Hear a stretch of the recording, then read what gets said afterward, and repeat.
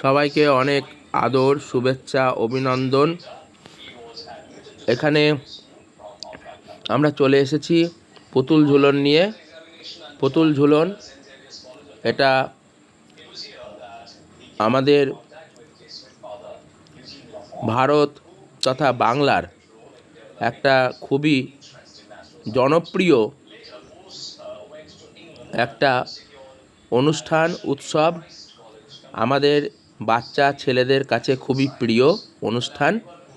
বাচ্চারা মেতে ওঠে এই পুতুল ঝুলন খেলায়। তো এই পুতুল ঝুলন এখানে আমি আমার এই ইউটিউব ব্লগের মাধ্যমে তুলে ধরেছি।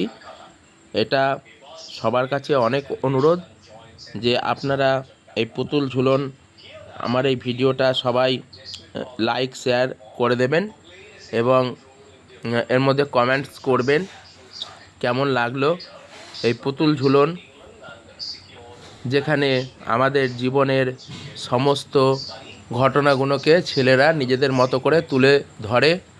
কোথাও মাছ ধরছে, কোথাও বা সবজি বিক্রি করা হচ্ছে, কোথাও বা পাহাড় তৈরি করা হয়েছে, কোথাও রাধাকৃষ্ণকে ঝোলানো হচ্ছে।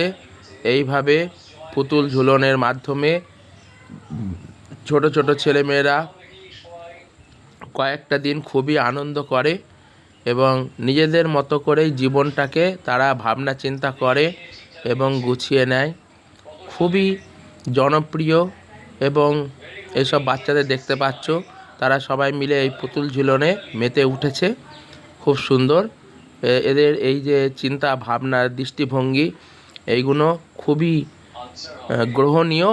কারণ এই পুতুল ঝুলনের মাধ্যমে তাদের ভাবনা চিন্তাগুলো ফুটে ওঠে। আর মানুষের জীবন এটাও একটা যুদ্ধ লড়াই। সেই যুদ্ধ লড়াইয়ে আমরা বিভিন্ন সময় বিভিন্নভাবে আমাদের অভিজ্ঞতার সম্মুখীন হতে হয়। সেই অভিজ্ঞতাগুলো আমাদের ছোট ছোট বাচ্চা ছেলে মেয়েরা তাদের এই পুতুল ঝুলনের মাধ্যমে তুলে ধরে। যদিও আজকাল মোবাইলের যুগ হয়ে গেছে, এখন সবাই ফেসবুক, ইউটিউব, টুইটার এইসব নিয়ে ব্যস্ত হয়ে পড়েছে এবং প্রত্যেকে রিলস তৈরি করতে খুবই ব্যস্ত হয়ে উঠেছে। সেখানে পুতুল ঝুলন এখন অনেকটাই কমে যাচ্ছে। গ্রাম বাংলায় দু একটা জায়গাতেই আছে, শহর এলাকাতে কতটা কি আছে, ঘরের হয়তো ফ্ল্যাটে কেউ করছে, সেখানে বাইরের কেউ জানতে পারছে না। বাচ্চারা একদম ইন্টারেস্ট হারিয়ে ফেলছে এই পুতুল ঝুলনের ওপরে। ফলে এই পুতুল ঝুলনটা অনেক কমে যাচ্ছে। আমাদের উচিত এই পুতুল ঝুলনটাকে আবার ফিরিয়ে নিয়ে আসা। কারণ এই পুতুল ঝুলন ফিরিয়ে আনলে বাচ্চাদের মধ্যে অনেক রকমের ভাবনা চিন্তা, দৃষ্টিভঙ্গি, তাদের কল্পনার বিকাশ ঘটবে। পাশাপাশি এই যে মাটির পুতুল শিল্প, যেটা আমাদের কৃষ্ণনগর সারা পৃথিবীর মধ্যে বিখ্যাত, সেই মাটির পুতুলের জন্য যেটা কিন্তু এখন হারাতে বসেছে। পুতুল ঝুলন যদি না থাকে তাহলে অনেক পুতুল তৈরি করা কমে গেছে। এরকম জায়গায় যারা এই পুতুল তৈরি করার সঙ্গে যুক্ত, তারা অনেকটাই উৎসাহ হারিয়ে ফেলছে। আগে মেলাগুলোতে মাটির পুতুল বিক্রি হতো, সেই জায়গা দখল করে নিয়েছে প্লাস্টিকের সব বিভিন্ন জিনিসপত্রগুলো। সব প্লাস্টিকের ফুল থেকে শুরু করে পুতুল, এইগুলোই মানুষ বেছে নিচ্ছে, এগুলো টেকসই। কিন্তু মাটির যে ঐতিহ্য, মাটির পুতুলের যে গুরুত্ব, সেটা হারিয়ে যাচ্ছে। মাটির যে শিল্প, সেই শিল্পটা কিন্তু হারিয়ে যাচ্ছে। আমাদের মনে হয় এইসব বিষয়গুলো নিয়ে একটু ভাবনা চিন্তা করা উচিত। কারণ মাটির পুতুল, এই জিনিসগুলো যদি হারিয়ে যায় তাহলে আমাদের বাচ্চাদের যে শৈশব, সেই শৈশবটাও কিন্তু নষ্ট হয়ে যাবে। তো সেই শৈশব ফিরিয়ে আনা আমাদের সকলেরই উচিত। এইগুলোকে উৎসাহ দিতে হবে, নাহলে আমরা আর্টিফিশিয়াল হয়ে যাচ্ছি, কৃত্রিম হয়ে যাচ্ছি। আমরা মাটি থেকে, গ্রাসরুট থেকে দূরে সরে যাচ্ছি। আমাদের শৈশব হারিয়ে যাচ্ছে। আমরা অল্প দিনের মধ্যেই আমরা বুড়ো হয়ে যাচ্ছি। আমাদের মধ্যে কল্পনা হারিয়ে যাচ্ছে, উৎসাহ হারিয়ে যাচ্ছে, ভালোবাসা হারিয়ে যাচ্ছে, বড়দের প্রতি শ্রদ্ধা হারিয়ে যাচ্ছে। মাস্টারমশাইকে দেখে ছাত্ররা আর আগের মতো সেই শ্রদ্ধাটা হারিয়ে ফেলছে। ফলে এটা ভয়ঙ্কর একটা সামাজিক সমস্যার মধ্যে চলে যাচ্ছে। মানুষ এখন অল্পতেই হতাশাগ্রস্ত হয়ে পড়ছে, দুপা আর হাঁটতে পারছে না, টুকটুকি করে দুপা যেতে হচ্ছে। বাচ্চারা কোনো পরিশ্রম করতে চাইছে না, কাজ করতে চাইছে না। এরকম জায়গার জন্য আমরা কিন্তু একটু ভাবনা চিন্তা করব, এবং যাতে করে আমরা এই সব কিছু মিলেমিশেই কিন্তু আবার একটা সুন্দর দিন তৈরি করতে পারবো, এটা কিন্তু আমাদের ভাবা দরকার। এই পুতুল খেলা, পুতুল জিনিসটা রাধাকৃষ্ণকে নিয়ে যে গড়ে উঠেছে, রাধাকৃষ্ণ যেরকম তাদের রাধাকৃষ্ণ ছোটোবেলায় যেরকম কখনো গরু চড়াতেন, কখনো খেলা করতেন, কখনো রাধার সঙ্গীদের সঙ্গে যে খেলা করতেন তাকে স্মরণ করেই কিন্তু এই বাচ্চা ছেলেমেয়েরা তারা হচ্ছে এই পুতুল ঝুলন করেছে। এদের এই সামান্য যারা এদের এই আনন্দ দেখলেই আপনারা বুঝতে পারছেন যে এরা কতটা আনন্দিত। কিন্তু আজকে সেই জায়গাটা কিন্তু হারাতে যাচ্ছে।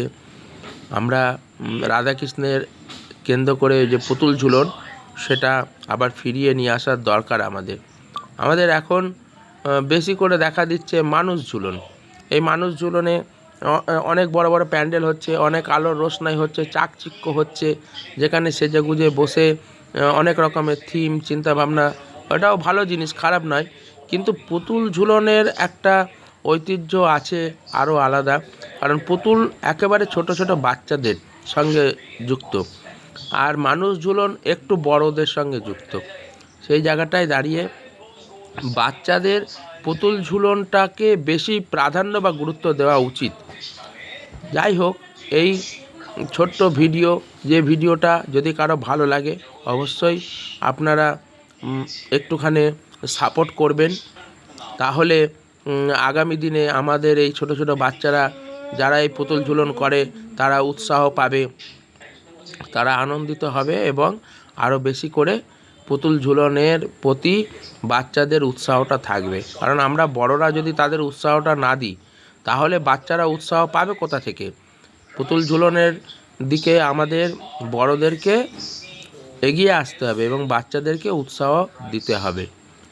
যাই হোক, বেশি কথা বলবো না। আপনারা যারা এখন বড় হয়ে গেছেন, আমরাও যারা বড় হয়ে গেছি, তারা আমরা দেখেছি যে আমাদের ছেলেবেলায় পুতুল ঝুলনটাই বেশি হতো। মানুষ ঝুলন কিন্তু তখন আর বেশি হতো না, পুতুল ঝুলনগুলোই বেশি হতো। এবং আমরা গেলে, কোনো একটা মেলায় গেলে মাকে বলতাম, বাবাকে বলতাম আমাকে পুতুল কিনে দাও, পুতুল কিনে দাও, বায়না করতাম, কান্নাকাটি করতাম। এখন বাচ্চারা কিন্তু পুতুল কেনার জন্য বায়না করে না বা কান্নাকাটি করে না। তারা এখন একদম বড় স্মার্ট মোবাইল ফোন নিয়েই ব্যস্ত। একেবারে 6 মাসের বাচ্চার থেকে শুরু করে বড়রা পর্যন্ত সবাই স্মার্টফোন নিয়েই ব্যস্ত। এর ভয়ঙ্কর জায়গা থেকে আমাদের সরে আসার উপায় নেই, কিন্তু তবুও আমাদের চেষ্টা করতে হবে কিছুটা অন্তত শৈশব যেন ফিরে আমরা দিতে পারি বাচ্চাদেরকে। পুরোনো দিনের সেই সব বিষয়গুলো আমরা মা, ঠাকুমা, দিদিমা, মাসিমা, কাকিমা, জেঠিমা সবার সঙ্গে যেভাবে একটা মিলেমিশে আমরা বড় হতাম, এবং যে গল্প, ঠাকুমার ঝুলি থেকে শুরু করে রাক্ষস, কক্ষস, দৈত্য, দানব, কত গল্প, রামায়ণ, মহাভারতের গল্প সবাই মন দিয়ে শুনতাম। এখন কিন্তু সেই কালচারটা উঠেই যাচ্ছে। ফলে এই কালচারের সঙ্গে পুতুল ঝুলনের কিন্তু একটা সম্পর্ক রয়েই গেছে। তো ওই সমস্ত কালচার এবং পুতুল ঝুলন সবই কিন্তু ফিরিয়ে আনার দরকার, না হলে আমাদের অনেক কিছুই আমরা মিস করব। এই জায়গা থেকে আমাদেরকে ভাবনা চিন্তা করা দরকার।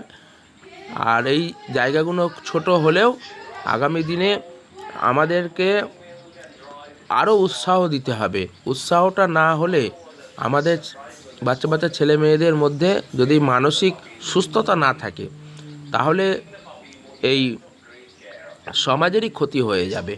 আমরা এই বিষয়গুলো বারবার করেই আমি বলছি, শুনতে হয়তো খারাপ লাগছে, কিন্তু উপায় নেই। আমি এটা মনে করেছি বলেই আমি এটা সবার কাছে আবেদন রাখছি। আপনারা বিষয়টার গুরুত্ব আশা করি বুঝতে পারবেন যে চারিদিকে যা হচ্ছে সবই কৃত্রিম, কৃত্রিমতায় মরে যাচ্ছে। আমাদেরকে আবার ফিরে আসতে হবে আমাদের মাটির মধ্যে।